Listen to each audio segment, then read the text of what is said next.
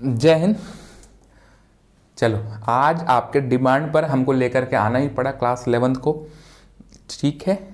तो I hope कि आप अच्छे होंगे, आपकी पढ़ाई बहुत अच्छी चल रही होगी और उस पढ़ाई में मैं आपका एंट्री लेने वाला हूँ, ठीक है ना। तो अगर मैं एंट्री ले रहा हूँ तो आपको पता ही चल गया होगा कि मैं आपके लिए कुछ अच्छा करने वाला हूँ। तो चलो, हम लोग आज डिस्कस करने वाले हैं टर्म 2, ठीक है। बेसिकली टर्म 2 जो है वो आपके लिए अभी इम्पॉर्टेंट है। टर्म 2 का जो क्रैश कोर्स है, जो कोर्स चल रहा है, वो आपको फिनिश मिल जाएगा, आपको इसके लिए परेशान होने की ज़रूरत नहीं है, ठीक है। आपको जितना भी मैटर दिया जाएगा वो सॉल्व रहेगा, बस आप मेरे साथ क्या रहिए, बने रहिए, जुड़े रहिए। तो चलिए हम लोग क्या करें, क्लास 11th के मैथमेटिक्स को डिस्कस करने आए हैं जो टर्म 2 में है। तो बेसिकली आज हम उसी चैप्टर को स्टार्ट करने वाले हैं जिस चैप्टर में थोड़ा सा प्रॉब्लम होता है, ठीक है। जैसे बच्चों को प्रॉब्लम होने लगती है जो परमुटेशन एंड कम्बिनेशन है, बायनैमियल हो, ठीक है। आई होप कि बायनैमियल आपके सिलेबस में नहीं, लेकिन आपके फ्यूचर के सिलेबस में ज़रूर है, तो इसको छोड़ना नहीं है, ठीक है ना। तो चलो हम लोग आज स्टार्ट करने वाले हैं परमुटेशन एंड कम्बिनेशन। हम इसको क्यों स्टार्ट कर रहे हैं, देखिए परमुटेशन कम्बिनेशन पढ़ेंगे तो हमारा बायनैमियल क्या हो जाएगा, क्लियर हो जाएगा। तो 3 चैप्टर का जो रिलेशन है ना, ये फिनिश हो जाएगा। इसके बाद हम क्या करेंगे, जो 3D होगा उसको पढ़ लेंगे, इसके बाद जो हमारा इनक्वलिटीज़ होगा उसको पढ़ लेंगे, ठीक है। तो जो सिंपल क्वेश्चन जो आपके चैप्टर होंगे उनके मैं लेक्चर आपको बीच बीच में देता रहूँगा, लेकिन जो कंटिन्यूटी हमारी जो बनेगी वो बनेगी परमुटेशन एंड कम्बिनेशन से। तो चलिए तैयार हो जाइए, हेडिंग लगाइए permutation and combination. I hope कि आपको जितना मैं कोशिश करूँगा वो आपको समझ में आएगा। तो आपका यहाँ से जो चैप्टर का नेम हो जाएगा, जो चैप्टर हो जाएगा आपका स्टार्ट हो जाएगा, वो हो जाएगा परमुटेशन एंड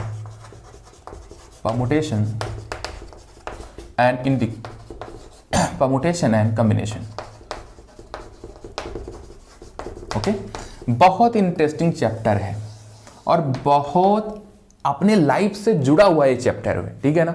तो चलिए सबसे पहले बेसिकली हम लोग समझते हैं कि परमुटेशन और कॉम्बिनेशन में क्या डिफरेंट होता है। बच्चे लोग हमेशा डर जाता है कि कौन सा लगाएंगे कौन सा नहीं लगाएंगे, ठीक है ना। तो आज के बाद आपको डरने की जरूरत नहीं है, दोनों में अंतर क्या हो जाएगा, एकदम क्लियर हो जाएगा। What is the difference between the permutation and combination, today confirm कि how can apply permutation and how can apply combination, okay. तो बेसिकली आपको समझो, जैसे मैं एक कहानी से छोटा सा सुनाता हूँ। जैसे मैं कहूँ कि आपके यहाँ पर जो जैसे कि 2 बातें हो गई। सपोज करो कि आपके पास अलमीरा है, अलमीरा में आपने क्या किया, कुछ किताबें रख रखी है। मान लो पहली किताब यहाँ रखी है, दूसरी किताब इस तरीके से रखी है, तीसरी किताब यहाँ रखी है, चौथी किताब आप यहाँ पर रखी है, ठीक है ना। तो सपोज करिए कि आपके फादर ने आपको ऑर्डर किया, ठीक है ना, कि जा बेटा तू ऐसा कर कि जा अलमीरा की कुछ किताबों को अरेंज करके लेके आ, ठीक है ना। तो बच्चा गया, उसको समझ में नहीं आया कि पापा how many times I arrange that, ठीक है ना। तो उसने क्या किया कि एक पहले ऐसे उसको नाम रख दिया 1 2 3 एंड 4। तो बच्चा क्या किया, आप सोचो। बेसिकली हमको सोचना क्या है मेरे बच्चे लोग, कि वो सोचा कि ऐसा नाम रख देते हैं तो इसको अरेंज करने में हमको क्या होगा, ईजी होगा। आप सपोज करो उसके अलमारी में 4 बुक के अलावा 15 बुक होती तो बच्चा क्या हो जाता, शाम तक गिनते रहता। समझ में आ गया ना। तो ऐसे केस में क्या होता है, जब उसकी अरेंजमेंट की बात आई, मैंने बोला क्या कि अरेंज करने की बात आई, और फादर ने बोला कि अच्छा दूसरा केस क्या बन सकता है, फादर ने बोला कि जा बेटा उस अलमीरा से एक बुक लेकर के आए। तो बच्चा गया, आंख बंद करके आंख ऐसे से करते गया, अलमीरा से तीसरी नंबर वाली किताब उठाई, लेकर के चल दिया। फादर के पास लेकर गया, फादर अरे नो नो नो, ये बुक नहीं चाहिए हमको कौन सी बुक चाहिए, दूसरी वाली। बच्चा फिर क्या गया, उस बुक को वहां पे रखा, बुक को क्या किया, उठाया, लेकर के आया। फादर ने बोला अरे नो नो नेक्स्ट टाइम जा, फिर से लेकर के। बच्चा झल्ला गया कि अब करूं क्या, पापा तो 3 चक्कर दौड़ा दिए हैं। समझ में आ रहा है कि नहीं आ रहा है। तो उसका सिलेक्शन गलत था। बात समझ में आया कि नहीं आ गया। तो बस बेसिकली मुझे यही बताना था कि किसी भी ऑब्जेक्ट को हमको क्या करना है, जब सेलेक्ट करना है या किसी भी ऑब्जेक्ट को हमको क्या करना है, अरेंज करना है, तो वहीं पे तो लगता है हमारा ये बेचारे परमुटेशन और कॉम्बिनेशन। बस यही अंतर है दोनों में। अब ये अंतर समझना आपको है कि परमुटेशन जो होता है उसमें हम लोग क्या करते हैं, किसी भी ऑब्जेक्ट को अरेंज करने का काम करते हैं, और कॉम्बिनेशन जो होता है कंबाइन करने का, सेलेक्ट करने का काम करते हैं। तो इसका दूसरा भी नाम लिखिएगा कि जो परमुटेशन होगा, ध्यान सुनिएगा, जो परमुटेशन होगा इसका मतलब हो जाएगा अरेंजमेंट, ठीक है। अब यहां पर जो नाम हो जाएगा इसका, वो हो जाएगा सिलेक्शन, और दूसरा क्या लिख सकते हैं, चूज भी आप लिख सकते हैं। समझ में आ गया कि नहीं आ गया। किसी भी सेलेक्ट करिए, चूज कर लीजिए, ठीक है ना, वो आपका क्या हो जाएगा, कॉम्बिनेशन कहलाएगा। और किसी भी ऑब्जेक्ट को आप अरेंजमेंट कर रहे हैं तो आपको क्या कहलाएगा, परमुटेशन कहलाएगा। बात समझ में आ गया। अब हमको ये समझना है कि ये कैसे होता है। तो इसमें जो होता है वो सबसे बड़ा फैक्टर बनेगा किसका, फैक्टोरियल का। आप समझते हैं कि फैक्टोरियल क्या होता है, ये नया वर्ड आपका क्या, अरे भाई साहब नया वर्ड नहीं है, आपने पहले भी पढ़ चुके हैं कि फैक्टर। अब फैक्टर क्या होता है, किसी भी नंबर को किसी सीक्वेंस में ब्रेक कर देना, तोड़ देना। जैसे मैं कह रहा हूं कि 4 लिख दूं तो क्या लिखोगे, 1 × 2 × 2 लिखोगे कि नहीं लिखोगे। तो यही इसी फॉर्मेट को अगर हम बोलें तो जो मेरा फैक्टोरियल होगा, तो फैक्टोरियल में क्या करते हैं, किसी भी नंबर का फैक्टर करते हुए डिसेंडिंग ऑर्डर में क्या करना, लिखना ही क्या कहलाएगा, फैक्टोरियल होगा। अब इसका मतलब क्या हुआ, अब समझिएगा, ध्यान समझिएगा। जो फैक्टोरियल होता है, आप समझते हैं कि फैक्टोरियल क्या होता है। जैसे हम कहें कि इसका सिंबल समझिएगा, इसका जो सिंबल होगा, सिंबल क्या होता है, दो तरीके के होते हैं। देखिए जैसे कि n नंबर है, इसको ऐसे लिखा, तो पहला तो ये हो गया r, दूसरा ऐसे ही, ठीक है। पहले बहुत ज्यादा a चलता था, अब ट्रेंडिंग में a है, ठीक है ना, तो परेशान होने की जरूरत नहीं, चाहे आप जो लिखो। तो हम लोग ज्यादा इसका यूज करेंगे, थोड़ा सा सुंदर दिखता है, ठीक है ना। ये हम लोगों के लाइफ में पहले भी आ चुका, हिंदी जो पढ़े होंगे उनमें ये आपको पता ही होगा। चलो इसमें हम लोग चर्चा नहीं करना है।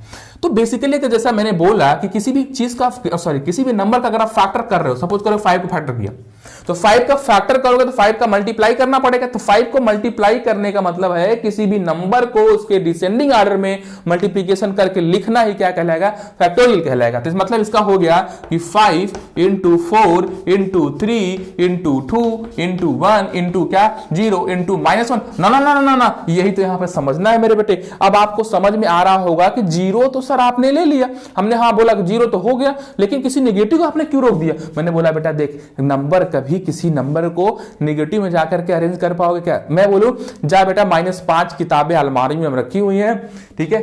अभी तुम्हारे फादर बोलते हैं कि जा जो अलमीरा है घर में तीसरी वाले रूम में, उसमें रखी है -10 बुक, उसको अरेंज करके आ। बच्चा पागल हो जाएगा, पापा कैसे -10 बुक हो सकती है, बताओ ना हमको, क्या उसमें ऐसा कुछ केस बन सकता है, नहीं। तो एक कॉमेडी था बस मेरे लिए, आपके लिए। लेकिन आप यहां से प्रिकॉशन समझिएगा। प्रिकॉशन में आप समझिएगा कि जो हमारा फैक्टोरियल होता है, ध्यान सुनिएगा, किसी भी नंबर का फैक्टोरियल अगर हम लोग करते हैं तो वो नंबर कभी भी नेगेटिव नहीं होगा। और दूसरी बात, वो नंबर कभी भी इंटीजर फॉर्म में नहीं होगा, आप सॉरी इंटीजर फॉर्म में होगा लेकिन निगेटिव इंटीजर नहीं होगा। और दूसरी बात आप समझिएगा, कभी वो फ्रैक्शन फॉर्मेट में नहीं होगा। समझ में आ गया ना। जैसे कि हम कहें कि फ्रैक्शन मतलब 1/2 का अगर आप फैक्टोरियल कर रहे हो तो आपका वो थ्योरम लग जाएगा, दूसरा थ्योरम होता है जो गामा थ्योरम बोलते हैं, ठीक है ना। अब ध्यान सुना कि 1/2 को हम लोग क्या ले सकते, 0.5 का फैक्टोरियल लिखना है ना, तो 0.5 का फैक्टोरियल को ब्रेक हम लोग नहीं कर पाएंगे। तो आई होप कि इतना आपको समझ में आ गया होगा। चलो अब हम देखते हैं कि आप इसके बाद देखते हैं क्या क्या हो सकता है, ठीक है ना। तो इस 0 यहाँ पर हम लोग इसको क्या करेंगे, हटा देंगे। अब आपको यहाँ पर 0 देखने को मिल गया, ठीक है ना, 0 देखने को मिल गया। तो इसका मतलब ये हो गया कि आप यहाँ समझिएगा 0 फैक्टोरियल की वैल्यू क्या होती है, 1 होती है। समझ गए, यहाँ पर आपको ध्यान समझने रहना है। अब देखिएगा कि अगर मैं बात कर लेता हूँ, ध्यान सुनिएगा अच्छे से, कि 0 फैक्टोरियल की वैल्यू 1 हो गई, फैक्टोरियल कभी भी नेगेटिव नहीं होगा। और किसी भी नंबर का हम लोग फैक्टोरियल करेंगे तो नंबर क्या करेगा, डिसेंडिंग ऑर्डर मल्टीप्लाई होता चला जाएगा। इसका मतलब सपोज कर लेते हैं लेट कि हमारे पास टोटल कुल कितने नंबर हैं, n नंबर हैं। तो इसको हम लोग क्या करेंगे, सब्स्टिट्यूट क्या करेंगे, इसको फैक्टोरियल करेंगे, ठीक है ना। तो फैक्टोरियल n इक्वल टू हो जाएगा कितना, n -1 n -2 n कितना हो जाएगा 3 एंड सो ऑन। अब समझो ऐसे क्या होता है, कम होते होते कहां तक जाएगा, 0 तक जाएगा। लेकिन 0 का फैक्टोरियल की वैल्यू कितनी होती है, 1, तो उसको लिखने की जरूरत नहीं है। तो 5 × 4 × 3 × 2 × 1 हो जाएगा। समझ में आ गया आपको। अब आपको बेसिकली यहां से ये समझना है, इस बात को समझना है मेरे प्यारे बच्चों कि अगर इसी को मैं बीच में कहीं लिखना छोड़ना है, मान लो कहीं छोड़ना है, तो अगर मैं इसको ऐसे लिख दूं कि फैक्टोरियल n n का फैक्टोरियल लिख सकता हूं, क्योंकि इसके बाद का जब ब्रेक होगा तो क्या हो जाएगा, n -1 n -2 n -3 डाटा कहां तक चला जाएगा, 1 तक चला जाएगा, ठीक है ना। तो इसका मतलब ये हो गया कि किसी भी फैक्टोरियल को लिखते समय अगर हम लोग कुछ टर्म ब्रेक करके फिर उसका फैक्टोरियल फॉर्मेट लिख करके छोड़ देंगे तब पर भी क्या होगा, सही होगा। जैसे एक एग्जांपल देखिएगा, अगर मैं यहां पर एक छोटा सा क्वेश्चन लेता हूं कि फैक्टोरियल 10/5 का फैक्टोरियल ठीक है। तो बेसिकली अब बच्चा लोग यहां पर क्या करिए, पूरे को ब्रेक करने की जरूरत नहीं है। अब 10 फैक्टोरियल को इतना ब्रेक करिए कि आपका 5 मिल जाए। अब इसमें आपको ये ध्यान देना है कि बड़े वाले फैक्टोरियल को हम क्या करते हैं, हमेशा ब्रेक करते हैं, क्योंकि बड़ा वाला फैक्टोरियल जो नंबर होगा वो छोटा वाला फैक्टोरियल उसके अंदर आ जाएगा। तो इसका मतलब ये हो जाएगा, यहां पर क्या लिखेंगे, 10 इंटू 9 इंटू कितना हो जाएगा, 8 इंटू 7 इंटू 6 इंटू क्या कर देंगे, 5 का फैक्टोरियल लिखेंगे। यहाँ कितना हो जाएगा, 5 का फैक्टोरियल आपस में क्या हो जाएगा, कैंसिल हो जाएगा, ठीक है ना। तो यहाँ पर आपको देखने को मिल जाएगा, मल्टीप्लाई करके लिख देंगे, ठीक है ना। तो जो आएगा वो हमारा क्या आ जाएगा, आंसर हो जाएगा। तो ये आपका था फैक्टोरियल का केस। अब हम समझते हैं कि किसको पढ़ना है। तो जो हम पहले सबसे पहले पढ़ेंगे वो पढ़ेंगे मेरे प्यारे बच्चों, किसको, परमुटेशन को। परमुटेशन पहले पढ़ेंगे, हम कॉम्बिनेशन क्या करेंगे उसके बाद पढ़ेंगे। तो चलिए सबसे पहले हम लोग क्या करते हैं, खुद को अरेंज करते हैं, फिर अरेंज करके जब प्रिपेयर हो जाएंगे तो हम अपना सिलेक्शन करवाएंगे किसमें, आईआईटी में। चल, आपका सिलेक्शन मतलब मेरा सिलेक्शन, ठीक है। तो चलिए आज का हेडिंग लगा लीजिए परमुटेशन। जो अगला है वो है क्या है, परमुटेशन। परमुटेशन के बगल में आप बार बार क्या करिएगा, अरेंजमेंट की बात करते रहिएगा। जब तक अरेंजमेंट ना हो जाए, जब तक अरेंजमेंट ना हो जाए तब तक रुकना नहीं है। तो चलो आज का टॉपिक यहीं से स्टार्ट करते हैं, ठीक है ना। तो बेसिकली हम लोग क्या करेंगे, अपने जो लाइफ है उससे जुड़े हुए कुछ क्वेश्चन को समझेंगे, फिर क्या करेंगे उसी को मैथ में अप्लाई करेंगे। इस तरीके से हमारा सिलसिला चलता रहेगा, ठीक है ना। चलो अब ध्यान से समझो। पहले कहानी थोड़ा सा एक छोटा सा मैं बताता हूँ कि सपोज करो कि दो लोग किसी टीम में मैच को खेलने के लिए तैयार हैं, ठीक है। एक थोड़ा छोटा है, एक थोड़ा बड़ा है। अब जो बड़ा है भाई थोड़ा दमदार आदमी, इससे बोलेगा ठीक है तुम नहीं सेलेक्ट हो सकते, मैं क्या करूंगा, मैं मतलब इस टीम में जाने वाला हूं। अब कप्तान है कोई, ठीक है, उसको इसमें दिक्कत है, उसको 2-3 मैच खेलना है। तो क्या करेगा, एक मैच में तुम खेल लो, दूसरे मैच में कोई दूसरा खेल ले। अब इसका मतलब क्या हुआ, को ए अरेंज करने की बात कर रहा है। मतलब क्या कि पहले मैच में तुम खेल लो या दूसरे मैच में तुम खेल लो, समझ गया। अब इसको क्या कह रहा है कि भाई साहब ये जिद करने लगा, नहीं मुझे पहले मैच में खेलना है। तो कहेगा अच्छा ठीक है, तुम इसको कहेगा तुम पहले में खेल लो, तो ये कहाँ खेलेगा, दूसरे में खेलेगा। तो इसका मतलब क्या कर रहा है कि अब सोचो ये क्या कर रहा है कि पहले मैच दूसरे मैच के अरेंजमेंट को ये समझने की कोशिश कर रहा है। अब बच्चा लोग क्या होगा यहाँ पर कि जब जैसे ही इस पूरे फिनोमिना को आप डिस्कस करें तो आपको मिल गया कि ए भी 2 वे में हो गया और ए भी कितने वे में हो गया, 2 वे में इसका अरेंजमेंट हुआ। बात समझ में आ गया। अब समझो जैसे कि आपके पास 2 किताबें हैं, सपोज करो आपके पास 2 किताबें हैं। एक मैं मान लेता हूं कि एनसीईआरटी है, दूसरा मैं मान लेता हूं कि कोई अच्छी बुक है, आईआईटी की बुक है। आपको जो बहुत फेवरेबल किताबें हैं वो होगी कोई, ठीक है। अब मैं बोला कि इसको जाके कमरे में अरेंज करो, तो क्या करोगे, देखो एक बार तो ये हो गया, दूसरी प्लेस पे हो जाएगा। फिर क्या करोगे, जैसे अलमारी में जाओगे, हो सकता है कि दूसरा कंडीशन ये हो सकता है कि आप आईआईटी वाले को पहले रखोगे, एनसीईआरटी को आप करोगे बाद में रख लोगे। मैंने बोला बता बेटा कितने वे से अरेंज हुआ, सर आपने तुरंत बताया कि सर एक क्या किया मैंने, 2 तरीका किए थे, दोनों तरीके में क्या होगा, अरेंज हो गया। मतलब एक बार एनसीईआरटी के ऊपर कर दिया, दूसरे वाला आईआईटी के ऊपर कर दिया, ठीक है। तो 2 तरीका आपका हो गया।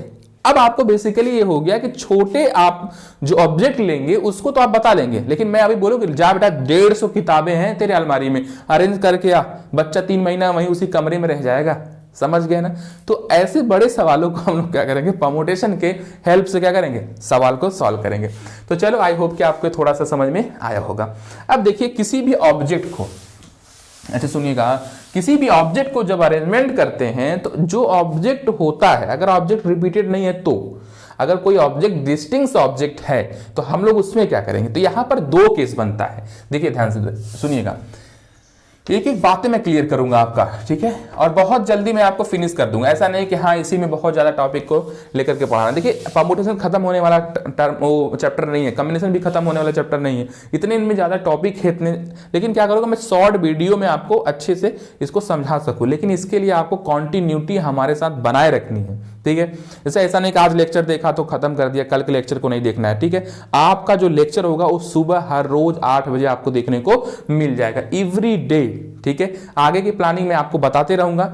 चलो तो यहां पर आपको देखना है कि परमुटेशन में 2 बातें आती, एक तो आएगी डिस्टिंक्ट आएगा, एक रिपीटेड आएगा। तो मतलब एक आप समझिएगा कि यहां पर अगर हम बात करें तो नॉन रिपीटेड की बात कर लेते हैं, नॉन रिपीटेड की बात कर लेंगे, नॉन रिपीटेड, नॉन रिपीटेड, यहां क्या हो जाएगा, रिपीटेड हो जाएगा, ठीक है ना, रिपीटेड हो जाएगा। अब नॉन रिपीटेड, रिपीटेड का मतलब क्या हो गया कि कभी कभी कोई ऑब्जेक्ट क्या होता है बार बार आता है। जैसे कि हम कहें कि हमारे पास 5 किताब है, 3 उसमें एनसीईआरटी है, तो 3 एनसीईआरटी किताबें सेम हो गई ना, तो उसमें अलग केस लगता है, और जो रिपीटेड होते हैं उनमें केसेस अलग, जो नॉन रिपीटेड होते हैं उसमें केसेस क्या होते हैं, अलग होते हैं। तो दो बातें आपको बिल्कुल याद रखना है कि परमुटेशन में ये बातें आपको बहुत ध्यान देने वाली बातें हैं, ठीक है ना। रिपीटेड बोला है कि नॉन रिपीटेड बोला है। तो अब हम देखते हैं कि नॉन रिपीटेड की बात, सबसे पहले क्या पढ़ लेते हैं, नॉन रिपीटेड, ठीक है ना। जैसे नॉन रिपीटेड का मतलब क्या हो गया कि जब कोई ऑब्जेक्ट दे रखा हो नॉन रिपीटेड होगा, ठीक है ना, और रिपीट नहीं कर रहा होगा। तो जैसे मान लेते हैं कि हमारे पास 5 जो है बाइसिकल है, ठीक है ना, या बाइक ही है, हमारे पास 5 बाइक है, हमको क्या करना है, अपने जो है घर में अरेंज करने की बात आएगी। तो हो सकता है कि पहले दूसरे तीसरे चौथे को ऐसे क्या करेंगे, अरेंज करेंगे। अगर हमसे पूछा जाएगा कि बताइए कुल कितने तरीके से हम लोग बाइक को अरेंज कर सकते हैं, तो बेटा लोग हम लोग क्या करेंगे, इसका फैक्टोरियल बस निकाल देंगे, वही हमारा क्या हो जाएगा, आंसर हो जाएगा। तो आपको याद रखना है कि कुल फैक्टोरियल की वैल्यू कितनी होती है, 1 से लेकर के 10 की फैक्टोरियल की वैल्यू कितना होगा, ठीक है ना। आई होप कि आप याद कर लेंगे, अगर नहीं करेंगे तो मैं नेक्स्ट वीडियो में आपको, या छोटा सा मैं वीडियो क्या करूंगा, फैक्टोरियल का पूरा बना करके आपको दे दूंगा, आप वहां से देख लेना। तो चलो अब ध्यान से समझते हैं कि अब देखो नॉन रिपीटेड केस चल रहा है, इसका मतलब क्या होगा कि जो भी ऑब्जेक्ट यहां पर होगा, जो बाइक है वो रिपीटेड नहीं होगा। अब दूसरा समझिएगा, अगर आपके जो है, आपको जो है, आपके पास 3 जो है बुक्स हैं, ठीक है, आपको इसको अरेंज करना है अपने अलमीरा में, अपने बैग में क्या करना, फिनिश रखना है, तो आप फैक्टोरियल 3 वे से क्या कर सकते हो, रख सकते हो। तो यहां से आपने ये सीखा कि जब कोई डिस्टिंक्ट वैल्यू होगा, डिस्टिंक्ट मतलब क्या होगा, नॉन रिपीटेड, मतलब अलग अलग होगा, तो उसमें जब उसके अरेंजमेंट की बात आएगी तो उतने टाइम्स क्या कर देंगे, उसका फैक्टोरियल कर देंगे, ठीक है ना। तो इसका मतलब यहां पे आप लिखिएगा, ध्यान से सुनिए, लिखिएगा बेटा, लिखिएगा ध्यान से कि अगर if I have an object arrange in n factorial, ध्यान सुनिएगा, n का फैक्टोरियल, ठीक है ना। If I have an object arrange in n factorial, n factorial में क्या करेंगे, लिखेंगे, ठीक है ना। थोड़ा सा इसको सेंटेंस को आप समझिएगा, ठीक। आई होप कि आपको समझ में आ गया होगा। चलिए अब हम क्या कर रहे हैं, कुछ क्वेश्चन को, छोटा छोटा क्वेश्चन को क्या करेंगे, सॉल्व कर लेंगे, ठीक है ना। तो देखते हैं कुछ छोटे अच्छे क्वेश्चन देख लेते हैं कि अगर हम यहाँ पे बात कर लेते हैं फैक्टोरियल 10 अपॉन में फैक्टोरियल 4 इंटू फैक्टोरियल क्या कर लेंगे, 6 की बात कर लेते हैं। तो अब मैंने जैसे बोला कि आपको बड़े वाले फैक्टोरियल हमेशा क्या करना है, ब्रेक करना है। तो बड़ा सबसे कौन सा है, फैक्टोरियल 10 है, इसको ब्रेक करिए, तो 10 इंटू कितना हो जाएगा, 9 इंटू 8 इंटू कितना हो जाएगा, 7 इंटू कितना हो जाएगा, 6 का फैक्टोरियल आपको नीचे दिखाई दे रहा है। और 4 को फैक्टोरियल क्या करिए, ब्रेक करिए, तो 4 कितना, 3 इंटू 2 इंटू 1 इंटू 6 का फैक्टोरियल आपस में कैंसिल हो जाएगा। देखो 4 2 जा 8, 2 से 2 कैंसिल, 3 3 जा कितना हो गया, 9 हो गया। तो यहाँ से हो जाएगा 10 इंटू 3 इंटू 7, आपका जो हो जाएगा मल्टीप्लाई हो जाएगा। देखो 7 23 और 10 हो जाएगा 210, आपका इतना आंसर हो गया। तो आपने यहाँ बेसिकली सीखा कि हम लोग बड़े वाले नंबर को ब्रेक करेंगे, अगर बड़ा नंबर कैंसिल हो गया तो जो छोटू फैक्टोरियल होगा, तो देखो फैक्टोरियल 4 बच गया था ना, मैंने उसको एक्सपेंड कर दिया, उसको क्या कर दिया, सॉल्व कर दिया, और आपस में क्या हो गया, सब कैंसिल होकर के कोई ना कोई वैल्यू मिल गया। अब देखो बेसिकली अगर हम एक छोटा सा बात करते हैं, अगले क्वेश्चन पे चलते हैं। बहुत इंटरेस्टिंग चैप्टर है और बहुत इंटरेस्ट को मैं पढ़ाऊंगा, बस आप मेरे साथ लगातार बने रहिएगा। जैसे अब मैं बात कर लेता हूं कि क्या इनका सम होता है कि नहीं होता है, जैसे सम होता है कि नहीं होता है। जैसे अब मैं करूँ कि factorial n plus factorial n बात कर लेता हूं, एक छोटा सा बात है, क्या मैं इसको ऐसे लिख सकता हूं, m प्लस n का फैक्टोरियल कभी भी बराबर नहीं होंगे। तो इस बात को हमेशा याद रखना कि m प्लस n का फैक्टोरियल अगर हम लोग लेते हैं तो m के फैक्टोरियल प्लस n के फैक्टोरियल के बराबर नहीं होगा। बस समझ में आया कि नहीं आ गया। देखो बेसिकली आप ध्यान देना है कि आपको ये ध्यान देना है कि यहाँ पर ये नंबर क्या होना चाहिए, n की जगह और m की जगह 1 नहीं होना चाहिए। जैसे देखो 1 का फैक्टोरियल निकालोगे तो 1 प्लस 1 का फैक्टोरियल निकालोगे 1 प्लस 1 कितना हो गया, 2 हो गया। यहाँ प्लस 1 कितना हो गया, 2 हो गया। 2 का फैक्टोरियल कितना आएगा, 2 आएगा। बस इतना याद रखना कि m does not equal to n। देखो ध्यान सुन लेना कि m और n आपस में बराबर नहीं होंगे। ओह एक सेकेंड, n और बराबर आपस में नहीं होंगे। अब जैसे कुछ भी का ले लो, इसको हम लोग एक डेमो चेक कर लेते हैं। देखो 2 का फैक्टोरियल प्लस 3 का फैक्टोरियल, ठीक है, इज इक्वल टू कितना हो जाएगा, 2 प्लस 3 का फैक्टोरियल। अब देखो कितना 2 का फैक्टोरियल कितना हो जाएगा, 2 प्लस इसका हो जाएगा 2 प्लस 2 इंटू 3 कितना हो जाएगा, 6 हो जाएगा। तो अब यहाँ पे देखो 3 और प्लस 2 हो जाएगा, 5 का फैक्टोरियल हो जाएगा। अब इसकी वैल्यू कितना हो जाएगा, 8 हो गया। और इसकी फैक्टोरियल की वैल्यू कितनी आ जाएगी, देखो ध्यान से 5 इंटू 4 इंटू 3 कितना हो जाएगा, 24। कर लो इसको,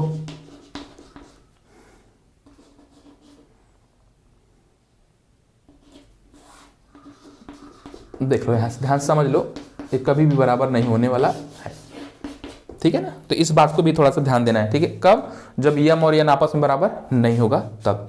अब देखो इसको हम लोग एडिशन का देख लिए तो सब्ट्रैक्शन का भी देख लेते हैं। सब्ट्रैक्शन में क्या ऐसा हो सकता है क्या? क्या सब्ट्रैक्शन में ऐसा हो सकता है क्या? जैसे कहने का मतलब ये हो गया, अगर हम बात कर लें एक छोटा सा टॉपिक का, फैक्टोरियल m अपॉन में फैक्टोरियल n, क्या ये हो सकता है m माइनस n के फैक्टोरियल के बराबर? अब देखो बेसिकली आपको यहाँ ध्यान देना है कि m और n आपस में बराबर नहीं होनी चाहिए। m और n बराबर नहीं होने चाहिए तो कभी भी बराबर नहीं होगा। जैसे कि अब देखो m और n बराबर हो जाते हैं तो क्या करता है, m में से m का जो फैक्टोरियल आएगा वही n का फैक्टोरियल आएगा, दोनों में से करो कितना जाएगा, 0 हो जाएगा। और यहाँ पर भी देखो ध्यान से, इसको भी ध्यान से देख लो, एक बार कोई क्वेश्चन देख ले लेते हैं, ठीक है। अगर m की जगह 4 लेते हैं तो 4 का फैक्टोरियल माइनस 3 का फैक्टोरियल कर लेता हूँ मैं, इज इक्वल टू कर लेता हूँ क्या, 4 माइनस 3 का फैक्टोरियल। अब देखो बेसिकली ध्यान से समझो, 4 फैक्टोरियल कितना हो जाएगा, 24 हो जाएगा, माइनस कितना हो जाएगा 6 का, माइनस इज इक्वल टू कितना हो जाएगा, यहाँ पर देखो a हो जाएगा 1 का फैक्टोरियल, और कभी बराबर होने वाला नहीं है। आई होप कि आपको इतनी बातें क्लियर हो गई होंगी, ठीक है ना। तो मल्टीप्लिकेशन में आपका बराबर होता है, जैसे m इंटू n का फैक्टोरियल। तीसरा देखो, तीसरी केस क्या हो जाएगी, तीसरी केस देखो ध्यान से, m का फैक्टोरियल इंटू n का फैक्टोरियल है, तो इसको n का ऐसे आप आगे पीछे कर सकते हो, कभी भी आगे पीछे कर सकते हो, तो ये हमेशा क्या होगा, इक्वल ही होगा, चाहे m इंटू n रहे चाहे ना रहे, वो अपना होता रहेगा, ठीक है ना। इसमें आप लोग जान गए होंगे कब बराबर होगा कब बराबर नहीं होगा। चलो ठीक है, तो बेसिक बातें हैं, बहुत बेसिक बातें हैं, हालांकि ये बहुत इंपॉर्टेंट भी हैं, आगे जाकर के क्वेश्चन आपको यहाँ से दिखेगा। अब एक क्वेश्चन लगाते हैं हम लोग, देखो क्वेश्चन नंबर क्या है, क्वेश्चन एक कुछ छोटा क्वेश्चन लगाते हैं, फैक्टोरियल 9 माइनस फैक्टोरियल 7 कर लेते हैं, अपॉन में क्या हो जाएगा, फैक्टोरियल 2 कर लेते हैं। बच्चे लोग यहाँ पर गलती हम लोग क्या करते हैं, बेसिकली गलती ये करते हैं कि फैक्टोरियल 9 माइनस फैक्टोरियल जो है 7 करते हैं, तो बच्चा लोग लिख लेता है कि फैक्टोरियल 2 होगा। नहीं, ऐसा नहीं है, कभी ऐसा होने वाला नहीं है। तो बेसिकली यहाँ पर हमको क्या करना पड़ेगा, सबके फैक्टोरियल को ब्रेक कर देना पड़ेगा, फैक्टोरियल को ब्रेक करने के बाद तब जाकर के हम लोग क्या करेंगे, कॉमन लेंगे, ठीक है ना। आप समझिएगा इसका मतलब क्या हुआ।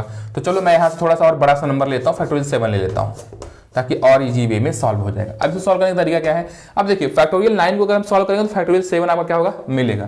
तो यहाँ पर कितना हो जाएगा, 9 into 8 into factorial 7 minus factorial 7 हो जाएगा, अपॉन में क्या हो जाएगा, फैक्टोरियल 7। फैक्टोरियल 7 और फैक्टोरियल 7 आपको दोनों तरफ दिखा जा रहा है, कॉमन आप ले सकते हैं, ठीक है ना। तो आपको हो जाएगा कितना, 9 इंटू 8 इंटू यहाँ पर अगर आप कॉमन ले रहे हैं तो 1 इंटू 7 का फैक्टोरियल, अपॉन में क्या हो जाएगा, 7 का फैक्टोरियल, आपस में क्या हो जाएगा, कैंसिल, 9 8 जाएगा कितना हो जाएगा, 72 हो जाएगा, 72 माइनस 1 कितना हो जाएगा, 71। ये आपका आंसर हो जाएगा, ठीक है ना। आई होप कि आपको ये क्वेश्चन समझ में आया होगा। देखो सब बेसिक क्वेश्चन है, लेकिन यहाँ से आपको अपने कंसेप्ट को तैयार रखना है, ताकि आपको जो आने वाले बढ़िया क्वेश्चन होंगे वो आपको समझ में आने चाहिए। तो चलो एक दो क्वेश्चन और देखते हैं। एक क्वेश्चन आपका ये मैं बताता हूँ, इसका ट्रिक आप ध्यान से रखिएगा कि अगर आपका ये क्वेश्चन आता है, देखो कि 1 अपॉन में, देखो ध्यान सुनना अच्छे से, 1 अपॉन में 9 का फैक्टोरियल प्लस 1 अपॉन में यहाँ पर आप लिख लो कि 10 का factorial is equal to x upon में 11 का फैक्टोरियल। एक क्वेश्चन बड़ा फेमस है और बहुत बार आता है, ठीक है ना। तो बेसिकली इसे क्वेश्चन में हम लोग क्या करेंगे, सॉल्व कैसे करेंगे, देखो ध्यान से, और इसका ट्रिक क्या है तुरंत मैं आपको बताता हूँ, वो आप समझ जाओगे। देखो ध्यान से, इसको अगर हम सॉल्व करेंगे तो सबसे छोटे वाले फैक्टोरियल को देखेंगे ध्यान से, सबसे छोटा कौन सा हो गया, इसमें सबसे छोटा ही हो गया। तो इन भाई साहब को ऐसा ब्रेक करिए कि इनके बराबर हो जाए। तो 1 अपॉन में 9 का फैक्टोरियल प्लस 1 अपॉन में कितना, 10 का फैक्टोरियल, सॉरी 10 इंटू क्या कर दीजिए, 9 का फैक्टोरियल कर दीजिए, is equal to x upon में क्या हो जाएगा, 11 इंटू 10 इंटू क्या कर दीजिए, 9 का फैक्टोरियल कर दीजिए, हो गया। अब 9 के फैक्टोरियल कर लिए कॉमन, तो 1 अपॉन में 9 का फैक्टोरियल कॉमन कर लेंगे तो हो जाएगा 1 प्लस 1 अपॉन में हो जाएगा 10, यहाँ हो जाएगा x अपॉन में 11 इंटू 10 इंटू क्या हो जाएगा, 9 का फैक्टोरियल। 9 से 9 क्या हो जाएगा, कैंसिल हो जाएगा। बेसिकली अब यहाँ पे आपको ध्यान देना है कि 10 1 जा 10 1 क्या हो जाएगा, 11 अपॉन में 10 इज इक्वल टू हो जाएगा x अपॉन में 11 इंटू क्या हो जाएगा 10, 10 से 10 क्या होगा, कैंसिल। यहाँ पे आप भेज दीजिए इसको भाई साहब को, 11 इंटू 11 इज इक्वल टू क्या हो जाएगा, x हो जाएगा, और x की वैल्यू कितनी हो गई, 121। अब इसका शॉर्ट ट्रिक देखिएगा, शॉर्ट ट्रिक देखिएगा, इसके 100 ट्रिक तो आपको जानने बड़े जरूरी है। जब कभी भी ऐसा सवाल आए, n का फैक्टोरियल प्लस 1 अपॉन में n प्लस 1 का factorial is equal to x upon में n प्लस 2 का फैक्टोरियल। अब मतलब समझ रहे हैं बात को, x के नीचे जो होगा वो सबसे बड़ा अगर होता है, अगर और ये जो है इस तरीके से है n+1 n+2, मतलब क्या है कि a आपका कॉन्स्टिट्यूटिव नंबर है, तो यहाँ पर जो इसका आंसर होगा x की वैल्यू का, तो x का आंसर हो जाएगा वो हो जाएगा n+2 का होल स्क्वायर। समझ गए नहीं बात को। अब देखो यहाँ करेंगे 9 10 11 था, तो x की वैल्यू जो आएगा x के नीचे कितना होगा 11, 11 का स्क्वायर कर दूंगे 11 का स्क्वायर हो जाएगा 121 हो जाएगा। यही आपका क्या हो जाएगा यहाँ पे आंसर हो जाएगा। आई होप कि आपको इतनी बातें समझ में आई होगी। तो चलिए आज के लेक्चर में बस इतना ही। आपका जो है कल से आपका रेगुलर सुबह 8 बजे आपका लेक्चर रेगुलर आएगा। आई होप कि आपको समझ में आया होगा। अगर समझ में आया होगा तो मेरे प्यारे बच्चों आप मेरा सपोर्ट करिए। तब तक के लिए जय हिंद।